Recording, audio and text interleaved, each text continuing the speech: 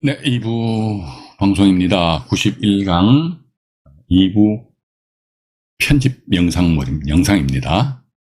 자, 이건 가등기 담보 등에 관한 법률 제3조입니다. 3조.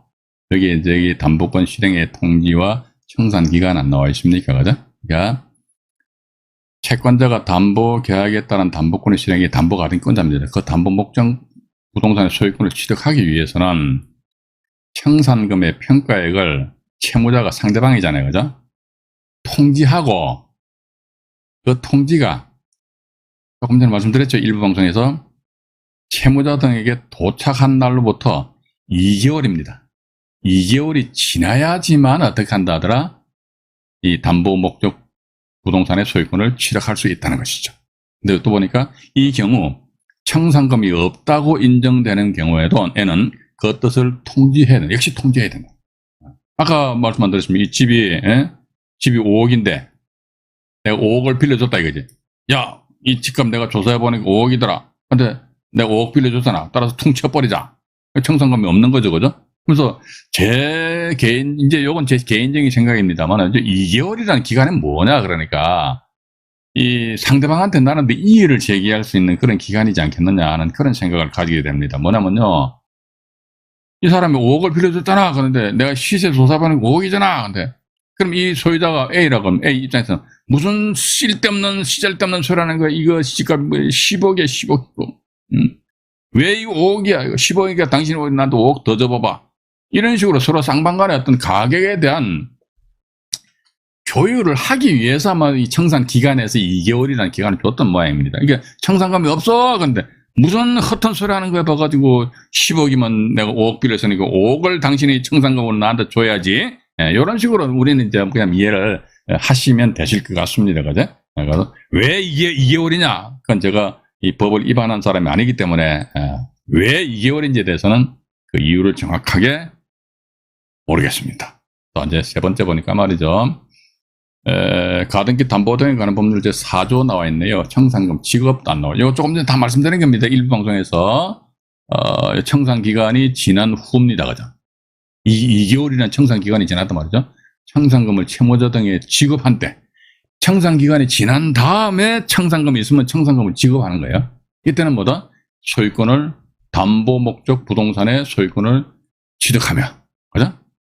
그러니까 담보 목적 부동산의 소유권을 취득하며 담보 가등기가 마친 경우, 즉 담보 가등기 설정한 경우는 여기 나와 있죠. 청산 기간이 지나야지만 가등기에 따른 본등기를 청구할 수 있대요. 이 가담법 4조에 보면은, 그죠? 일단 그렇게 이제 보시고, 어차피 청산 기간이 2개월이다. 2개월이 지나야지만 그 부동산에 대한 소유권을 취득할 수 있고, 담보 가등기가 설정되었을 경우는 청산 기간이 지난 상태에서 가등기에게는 본등기를 청구할 수 있다고 그러니까 상대방한테 어떤 승부를 하는 것 같은데, 만약에 상대방에서 싫어 이랬을 때는 또 가등기권자의 입장에서는 소유권 이전 등기 청구권을 소유권 이전 등기 청구권에 의한 소송을 한다든지 이런 식으로 이제 소송 절차상에서 따로 이제 다퉈야 되지 않을까 하는 그런 개인적인 생각을 가지게 됩니다. 그런데 네 번째 보니까 말이죠. 이거 관련된 이제 대법원 그 판결입니다. 이거 하시면 대법원 사건 번호 하나 메모해 놓으시죠. 사건 번호뿐만 아니고 제가 조금 전에 우리 시청자 여러분들에게 보여드렸던 그 법조문도 아니십니까? 그죠? 그 법조문 일일이 다 적어 놓으시기 바랍니다. 가담법 13조가 우선 변제권이 있대요. 14조가 보니까 강제경매 등의 경우 담보 가등기가 있고, 15조가 보니까 담보 가등기권의 소멸. 이게 15조 보면요. 담보 가등기를 경매시 매각으로 소멸한다. 이런 조항이 나옵니다. 그죠? 왜냐면은 담보 가등기는 이거로 저당권과 거의 비슷하니까. 그러면 저당권 같은 경우도 말이죠. 저당권이 민사집행법 91조 제2항인가요? 그거 나왔을 겁니다. 저당권은 경매시 매각으로 소멸한다. 이렇게 나와 있어요. 그럼 담보 가등기 역시 마찬가지 경매시 매각으로 꼴까닥 소멸한다. 일단 그렇게 의하면은 이러한 청산 절차를 거치기 전에, 그럼 이 전을 후에 하면 거친 후에 강제 경매 등의 신청이 행하여진 경우에는 본등기 청구를 후에는 할 수 있고, 전이니까 할 수 없고, 그죠? 이게 반대 해석을 해보자, 이거죠. 그러면 경매 신청에는 기입등기 되기 전에 이미 청산 절차를 끝내버렸어. 그럼 당연히 이제 청산 절차를 끝냈다는 것은 자 보십시오. 2개월이라는 기간이 끝났잖아요. 그죠? 경과됐습니다. 그럼 청산 기간이 끝났어. 끝났으면 뭐다? 담보가등권자는 이제 그 부동산에 대해서 소유권을 취득할 수 있다라고 이제 법조문에서 나와 있잖아요. 그죠? 예. 근데 청산 기간이 진행 중이야. 즉 경매 기입 등기 되기 전에 이미 청산 기간이 끝난 게 아니야. 진행 중이야. 아니면 청산 절차를 밟지 않았다 하더라. 이랬을 경우는 단지 니는 본등기를 할 수 없고 어떻게 한다 하더라. 그냥 여기 보니까 그 가등기가 부동산의 매각에 의해서 소멸하되 청구할 수 없으니까 소멸하는 거예요. 그리고 다른 담보 채권자보다 탁권 날파리가 왔다 갔다 하면 제 땀을 흘려서 그런 냄새가 나서 그런 말이죠. 죄송합니다. 다른 채권자보다 자기 채권을 우선 변제받을 권리가 있을 뿐이다. 있을 뿐이래요. 우선 변제 뭐다? 배당 절차 참여하는 거 아닙니까? 우선 변제가 뭡니까? 배당받는 거거든요. 나는 단지 당신은 본등기 청구권을 본등기를 청구할 수 있으면은요. 그 소유권을 자기가 가져가니까 이 사람은 배당 절차 참여할 그런 권리가 없잖아요. 그죠? 근데 당신은 있잖아. 저 화면을 다시 제가 깨끗하게 정리를 해서 다시 말씀드릴게요. 네. 청산 절차를 거치기 전에 이미 경매 신청이 되었다고 본등기할 수 없는 거예요. 그러면 청산 절차를 이미 끝내버렸어. 거치니 한 이후에 경매 신청이 됐다. 이때 할 수 있고, 뭐죠? 근데 할 수 없으니까 소멸하고, 할 수 있으니까 불소멸하고, 그죠? 이렇게 반대로 해서 가자고요. 불소멸. 다른 채권자보다 자기 채권 우선 변제를 받을 권리가 불소멸하니까 우선 변제 받을 권리가 없죠. 권리 자체가 그대로 자기 소유권에 있는 권리 자체가 이제 인정이 되기 때문에 일단 그렇게 좀 이해를 하시고요. 제가 솔직히 말씀드려가 이 이상 더 쉽게 말씀을 못 드리겠습니다.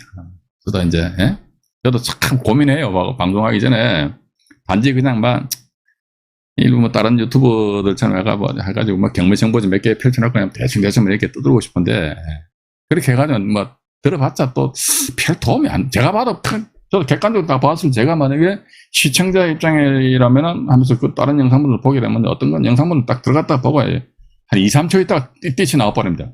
들을 가치조차도 없는 그런 영상분들도 꽤 많이 있더라 이거죠. 그죠? 저도 저 나름대로 상당히 고민을 하고 있는데 방송을 들으시는 우리 시청자 여러분들은 어떠한 생각들을 가지고 계시는지 대단히 궁금합니다. 그다음 이제 이번에 또 보시니까 말이죠. 3번의 가등기는 이건 90강에서 말씀드린 것 같아요. 등기 형식에 의하지 않아서 결정되지 않는다 해가지고요. 이것도 대부분 판결입니다. 판결인데요. 이게 예를 들어가지고 매매 예약이다, 매매 예약이다 해가지고요. 이게 무조건 소유권 이전 청구권에 대한 가등기, 소유권과 관련된 건 가등기다. 아니면 또 이제 대물 반환 예약. 그러니까 이게 담보가등기 이거 아니라는 것이죠. 그죠? 실질적으로 돈이 어쨌든 우리가요. 소위 보존가등기든 담보가등기든 돈이 왔다 갔다 한 사실은 똑같거든요. 예를 들어 가지고요. 이 집에 돼 가지고 A입니다. B하고 매매 계약을 체결했어요. 하면서 B가 A한테 일부 돈을 줬습니다. 돈을 줬는데 B 입장에서 보니까 A가 참 눈동자가 왔다 갔다 하는 게 좀 냄새가 나는 거야. 이러다 보니까 어떻게 한다 하더라. 이 B는 이 집에 대해서 가등기를 설정했습니다. 가등기. 그럼 가등기는 뭐냐 이게? 보존 가등기거든요. 왜냐면 내가 B가 A한테 있잖아요. 내가 당신한테 매매 계약 체결해서 계약금 넣고 중도금 넣고 잔금 딱 지불한과 동시에 소유권을 내 앞으로 가져오는 거야. 소유권이잖아. 소유권 그죠? 소유권. 소유권인데 와가지고 이게 돈이 왔다 갔다 하는 건 맞습니다. 돈 줬잖아요. 그죠? 자, 그런데 역시 마찬가지. 이것도 역시 마찬가지. 또 돈이 왔다, 담보가 된 게 또 돈이 왔다 갔다 하는 거예요. 봐가지고. 여기 보니까 A라는 사람이 있고 B라는 사람이 있는데, 이번은 A가 B한테 1억을 빌려. 돈이 왔다 갔다 하는 사실은 맞잖아요. 맞는데, 따져보는 거지. 물어보는 거예요. B가 A한테 돈 1억 줬잖아요. 줬어요. 왜 줬는데? A가 꼬달라고 해서 돈 줬걸랑 이게 담보가 당깁니다. 돈을 빌려달라고 해서 돈을 줬기 때문에 이것은 담보가 된 이게 실질적인 그런 내용에 따라 가지고 담보냐 보존이냐 그렇기 때문에 선순위에 가등기 되어 있는데 보니 매매 예약이다 대물 반환 예약이다 그러니까 이건 담보 가등기다 보존 가등기다 이런 식으로 섣부른 판단해서는 안 된다는 것이죠. 그런데 후순위에 가등기가 되어 있으면요 그때는 저는 담보 가등기든 보존 가등기든 우리는 크게 신경 쓸 필요가 있다 없다 없죠. 그런데 봐가지고 대의변제 등이 해가지고 이런 경우도 있을 수 있잖아요. 여러 가지 경우의 수를 상정해야 된다는 그래 봅니다. 1순위 저당권이고요. 그 다음에 가등기가 있네. 얘는 보면 100% 그냥 보전 가등기야. 응? 이 2순위 저당권이 있습니다. 이게 경매가 딱 넘어왔는데 보니까 이게 보전 가등기인데 1순위 여기에 말소 기준 권리 되잖아요. 이게 죽네? 그러면 가등기도 죽어버리잖아요. 그죠? 근데 봐가지고 이거 1순위 저당권이 죽음으로 인해서 이 보전 가등기임에도 불구하고 죽는 줄 알고 들어가서 낙찰 받고 나서 떡하니 낙찰자가 대금 납부하기 전입니다. 대금 납부하기 전에 이게 짠짠 이거 없어져 버린단 말이죠. 없어지게 되면 갑자기 이게 짠 X가 O가 돼버려. 이 보전 가등기에서 이게 우와 담보 가등기도 아니고 보전 가등기인데 선순위를 해가지고 소멸한 데고 인수가 된다 하더라도 보전 가등기가 나중에 본등해버리면 낙찰자 소유권 상실해버리거든요. 그죠? 이류화했을 경우에는 과연 낙찰자는 어떻게 해야 될 것이냐. 그러니까 요 내용에 대해서는 아마 제가 다른 영상물에서 말씀드린 것으로 기억이 납니다. 만약 이기는 경우는요. 매각 물건 명세서 작성에 엄청 실이 중대한 하자입니다. 왜? 내가 입찰할 당시에는 1순위 저당권이 이게 최선순위 설정일자 안에 1순위 저당권이 딱 표시되어 있었다 이거지. 내가 낙찰 받고 나서 대금 납부하려던 게 이게 없어져 버렸다 이거지. 그럼 이게 없어짐으로 인해서 보전 가등기가 이놈이 기사회생으로 다시 되살아남으로 해서 낙찰자 내가 엄청이 아니라 완전히 이게 뭐 바보 멍텅구리 되는 거 아닙니까? 따라서 매각 불허가 또는 매각 허가 결정에 대한 취소 신청. 그래서 아마 경매 진심 입찰하시고자 하시는 분들은요, 낙찰 입찰 들어가기 전까지는 그렇게 안 바빠요. 그냥 뭐 권리 분석 조금 하고 현장 가가지고 부동산 시세 좀 적당히 조사하면 될 거 아닙니까? 근데 낙찰 받았다 그러면 낙찰 받고 나서 그때부터 요것저것 다 따져봐야 됩니다. 왜 그런지 아십니까? 매각기일 당일날 민사집행 사건 기록부를 집행법원에서 안 보여주니까 우리 일반인들한테 안 보여주니까 때로는 봐서 깜깜이 투자를 하는 그런 경우가 없지 않아 있다는 겁니다. 그렇기 때문에 낙찰 받고 나서 그때 낙찰 받았으니까 낙찰자는 어떻게 되면 그때는 이해관계인이 됩니다. 이해관계인의 입장에서 그때 민사집행 사건 기록부 봅시다. 이렇게 열람 등사 청구를 할 수가 있거든요. 그럼 그런 과정에 있어서 야 이거 내가 입찰하기 전에는 이게 여기 뭔가 좀 냄새가 나는데 도통 이게 이런 그런 정보에 우리가 접근할 수가 없다니까요. 현실적으로는. 물론 모르죠. 뭐 어둠의 경로를 통해서 접근할 수 있는지 그건 제가 모르겠어요. 정상적인 루트를 통해서는 그런 정보에 접근할 수가 없어요. 그래서 긴가민가한 상태에서 일단 낙찰 받고 나서 정상적으로 내가 그 물건에 접근할 수 있는 방법은 뭐다? 내가 낙찰자는 게 이해관계인이고 이해관계인의 입장에서 민사집행 사건 기록부에 대한 열람 등사 신청을 낙찰 받고 나서 하는 거예요. 받고 나서 보니 엄마야 봐가지고 큰일 나버렸네. 그때 어떡한다? 매각 불허가 신청이다. 매각 허가 결정에 대한 취소 신청이다. 이런 식으로 해서 치고 빠져 나오는 수밖에 달리 방법이 없다는 것입니다. 이거 제가 볼 때는 상당히 이제 모순되고 잘못됐어요. 매각기일 당일날 민사집행 사건 기록부를 보여주면 되겠고 왜 그거 안 보여주냐고. 그죠? 아주 잘못된 거란 말이죠. 그죠? 일단 우리는 그런 사실을 아시면서 이것도 사건번호 하나 메모해 놓으시기 바랍니다. 아시면서 여러분들이 경매 물건을 보시면서 조금조금 접근하셔야 되지 않을까 하는 그런 생각을 가지게 됩니다. 4번 보니까 담보가등기가 배당 신청을 안 했대요. 이게 있잖아요. 이렇게 보면요. 앞에 이게 담보가등기를 시작해 담보가등기. 이 사람이 돈 1억을 빌려줬어.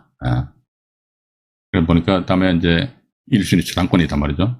저당권자 이렇게 경매 신청했다는 겁니다. 우리가 또 이렇게 보시면 될 것 같아요. 선순위에 가등기가 있는데 이 1순위, 후순위로 저당권이 설정된단 말이죠. 또 이 저당권도 보니까 일반 개인이 아니고 은행 등 금융기관입니다. 금융기관이다 그러면요. 이 가등기는 담보가등기로 확률이 높아요. 왜 그러냐 그러니까 이 사람들은요 나름대로 돈을 빌려줄 적에 상당히 꼼꼼하게 체크할 거 아닙니까? 등기부등본을 착 보니까 선순위에 가등기가 있네. 이 가등기 뭐요? 그때 채무자가 이 담보가등기입니다. 그럼 설정계약서 가져와 봐봐. 그러니까 담보가등기가 돈 얼마 꽂았어? 1억을 빌려줬구나. 그러면 이런 사실을 이 사람들이 알면서 그 다음에 담보가치를 평가해서 대출을 해줬지 않겠느냐. 이렇게 우리 생각하면 이게 근데 이 자리에 금융기관이 아니고 일반 개인이 들었었다고 하면 그런 개인이 그러니까 우리는요 저당권자가 일반 금융기관이냐 아니면 개인인 얘기에 따라 가지고요 그 저당권을 믿을 수도 있고 믿어서는 안 되는 그런 경우도 없지 않습니까? 개인 같은 경우는 저는 안 믿습니다. 일반 금융기관 같은 것도 2금융권 그보다는 1금융권 해가지고 딱 저당권 설정되어 있으면 그럼 뭐 이게 담보가등기다. 만약에 1금융권에서 저당권 잡았는데 보니까 앞에 담보가 아닌 보전가등기다 그러면 이 담당 잘라버려야 돼. 그냥 그죠? 보존 같은 게 설정됐는데 왜 돈 빌려주냐고. 그러니까 이거는 그럴 리는 없고, 따라서 이게 보존이 아니고 담보 같은 게래, 담보 같은 게. 담보 같은 게인데 말이지. 이 1순위 저당권자 경매 신청 빡 하니까 말이지. 법원에서 아까 말씀한 대로, 이야, 선순위에 가등기가 설정되어 있네. 그럼 당신이 담보 가등기면 채권 계산서를 제출하고, 담보 가등기가 아니면 보존 가등기이기 때문에 저는요, 보존 가등기를랑요 하면서 법원에다가 신고를 해라. 근데 이 사람 보니까 바빠가지고, 분명히 돈을 꼬아준 담보 가등기인데 바빠가지고 법원에다가 어떻게 채권 계산서를 제출을 못했습니다. 그럼 담보 가등기인데도 불구하고 채권 계산서를 제출 못했으니까 이게 보존 가등기가 된다? 한번 해병은 영원한 해병이다. 그죠? 저는 해병대 나온 거 아닙니다. 근데 한 번 담보 가등기는 영원한 담보 가등기. 한 번 보존 가등기는 영원한 보존 가등기. 근데 말소 기준 권리 아니십니까? 한 번 말소 기준 권리는 영원한 말소 기준 권리다가 아니에요. 말소 기준 권리는요, 대의변제 등에 의해서 유동적으로 춤출 수 있다는 거, 일단 그렇게 보시면서. 근데 이 사람 보니까 채권 계산서를 제출 안 해버렸어요. 이거. 계산서를 제출을 안 했다더라. 그럼 어떡한다더라? 배당 못 받아요. 배당 못 받아요. 배당 못 받고, 담보 가등기가 말이죠. 우리 조금 전에도 그 법조문을 보셨습니다만, 청산 절차를 밟기 전에, 이게 이 사람 단지 청산 절차를 절차를 안 거쳤어. 청산 절차를 밟기 전에 경매 기입 등기를 했다. 그러면 이 담보 가등기에 기해가지고 본등기 할 수 없고, 그죠? 본등기 할 수 없고, 우선 변제적 효력에 의해서 배당받고 이제 담보 가등기 말소된다 이거죠. 근데 네가 채권 계산 제출 안 했잖아. 그럼 법원에서 배당 안 해줘요. 배당 안 해주는데 담보 가등기 어떻게 한다? 담보 가등기는요, 가등기 담보 등에 관한 법률 규정을 보게 되면요, 담보 가등기는 경매시 매각으로 꼴까락 해서 소멸된다 이렇게 나왔습니다. 네가 이 사람 1억인데 네가 1억을 받든 못 받든, 나 근데 채권 계산 제출하는데 그건 네 사정이지. 그럼 여기서 또 하나 제가 여러분들한테 이런 사실 말씀드릴게요. 여기 보니까 1억 담보 가등기가 있고요. 여기에 보니까 A라는 사람이 전입신고하고 확정일자. 우리는 항상 임차인의 문제입니다. 일반 부동산 등기부등본상의 어떤 권리가 있는데 그런 권리가 아리까리해. 그러면 안 들어가면 돼요. 간단해요. 근데 임차인이 이게 문제란 말이에요. 임차인. 그죠? 이야, 이거 보니까 이 사람 채권 계산 제출 안 해가지고 배당을 못 받았고, 배당 못 받아가 소멸된다더라. 그러면 요 A는 어떻게 된다더라. 뭐가 어떻게 되긴 뭐가 어떻게 돼. 소멸된다. 이게 소멸 기준 권리잖아요. 딱 이거 죽어버려요. 그죠? 이게 소멸 기준, 여기가 소멸 기준 권리 되니까 이거 죽는단 말이에요. 단지 네가 배당 채권 계산을 제출 안 했기 때문에 이 사람은 배당을 못 받는 것이지. 그건 네 사정이고. 그럼 여기서도 이제 부수적으로 하나 더 말씀드리고 사례를 말씀드릴 게 뭐냐면요. 우리가 경매 사건에 있어가지고 권리 분석을 쭉 하며 있어가지고 때로는 이제 배당표를 작성해 볼 필요성이 있는 그런 유형의 물건들이 있습니다. 근데 보니까 건저당권이 설정되어 있고요. 또 이제 후순위 전세권이 설정되어 있고요. 또 가압류가 설정되어 있고요. 또 경매 기입 등기 이전에 임차권 등기, 임차권 등기. 고요. 그 다음 또 보니까, 담보 가등기가 있고, 또 보니까, 소액 임차인이 있습니다.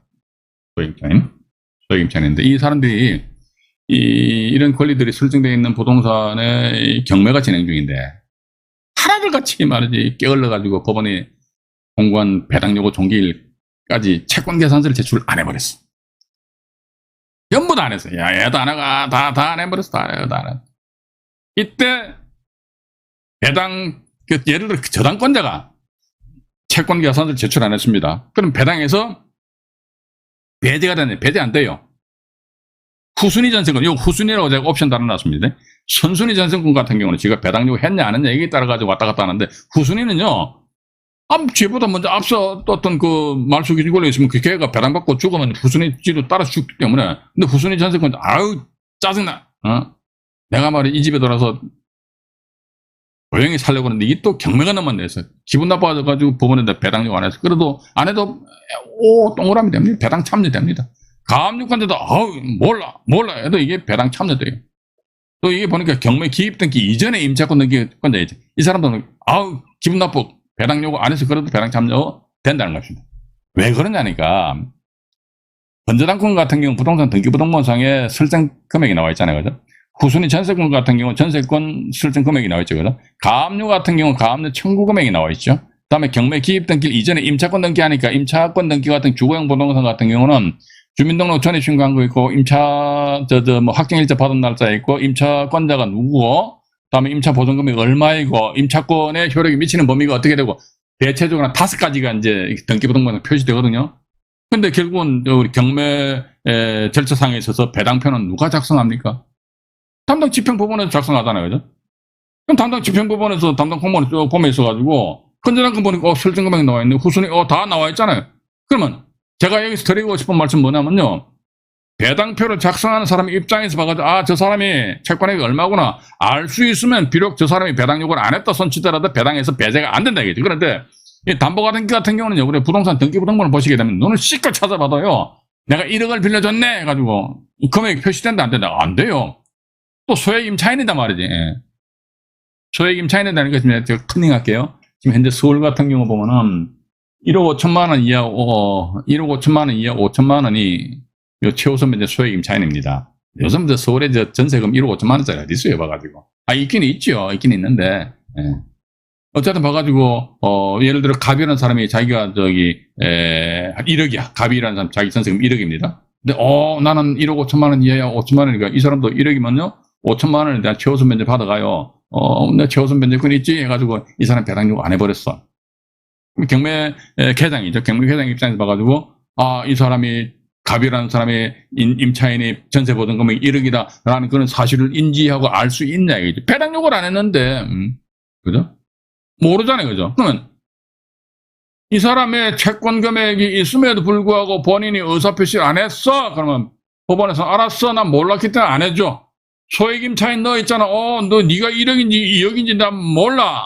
뭐 안 해. 이렇게 됩니다. 그죠? 예. 일단 그렇게 이제 여러분들 좀 이렇게 보시면서요. 어쨌든 이 가등기권자가 배당 신청 등을 하지 않았을 경우에 관련해서 이것도 대법원 판결입니다. 이런 신의 대법원 판례예요. 이것도 사건 번호를 적어 놓으시죠. 91-41996호 해가지고요. 이게 보시게 되면